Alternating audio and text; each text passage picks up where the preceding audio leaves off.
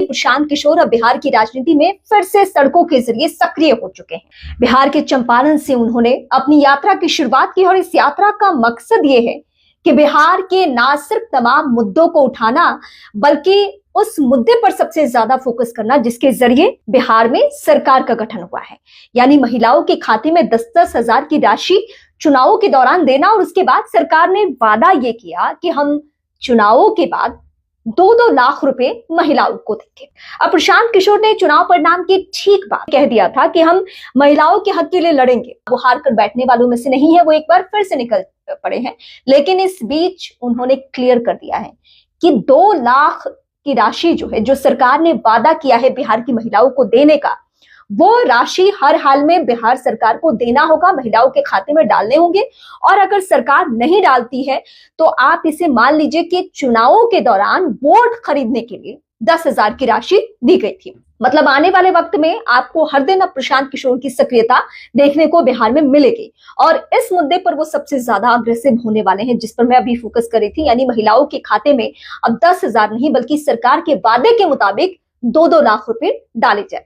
वैसे अभी नीट का मुद्दा बहुत ज्यादा छाया हुआ है और नीट के मुद्दे में अगर आप कह सकते हैं एसआईटी गठन भी तब हुआ जब प्रशांत किशोर जहानाबाद में पीड़िता की मां से मिलने, उसके परिवार के सदस्यों से मिलने पहुंचे हुए थे। और उसके बाद एसपी से उन्होंने मुलाकात की, सिटी एसपी से, और फिर जाकर ये मामला और भी आगे बढ़ा। एसआईटी का गठन हुआ। अब भले सीआईडी से लेकर सीबीआई तक का दखल है, लेकिन हाँ, शुरुआत प्रशांत किशोर ने की थी। और कुछ लोगों को शिकायत इस बात की थी कि प्रशांत किशोर की सक्रियता नहीं है, अब वो बिहार की राजनीति से खत्म हो चुके हैं, अब कुछ हासिल नहीं होने वाला है। लेकिन हाँ, राजनीति आपको मौके जरूर देती है।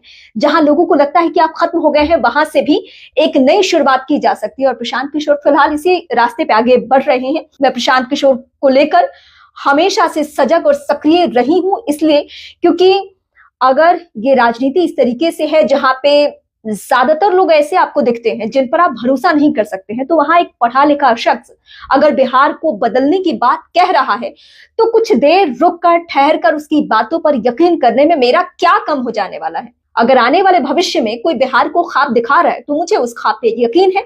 और मुझे लगता है कि प्रशांत किशोर अगर सक्रिय हो रहे हैं, अगर वो बिहार के मुद्दों पर बात करते हैं, तो जाहिर सी बात है कि बिहार सरकार पर प्रेशर बनेगा और जहां जहां पे खामियां होगी वहां वहां पे सरकार अपने स्तर पे खामियों को दूर करने की कोशिश करेगी।